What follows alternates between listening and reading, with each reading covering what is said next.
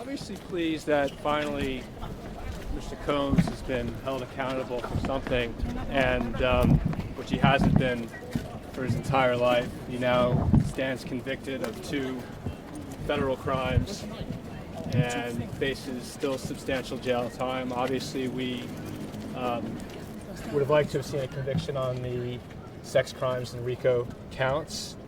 But we're pleased that he's been held responsible for something, which is something that hasn't happened in his lifetime.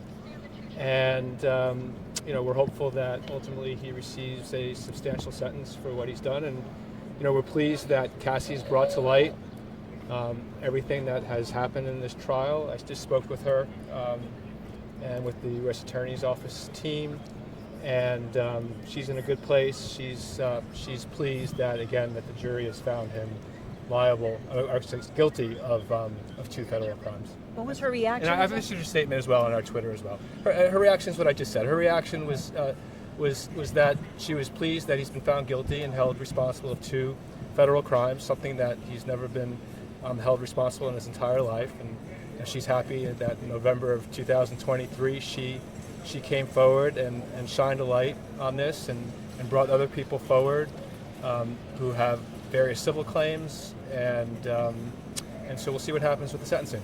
All right, Counselor, thank you very much. You say that same thing. Sorry. Oh, I can't repeat it again, but yeah, please. Sorry. So, what was the question? Your reaction to what happened. Reaction is that we're pleased that he's finally been held responsible for 2 federal crimes, something that he's never faced in his life. He still faces substantial jail time.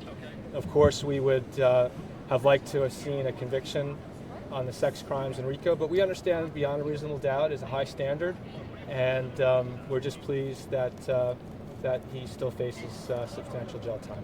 All right, thank you. Counselor, can you say your name? How much time? Doug Wigdor, Wigdor. Well, each is faces up to 10 years on each. I'm not sure what the sentencing guidelines are given the various different things, but I'll leave that up to the government and the defense to argue. But I feel confident in saying he still faces substantial incarceration.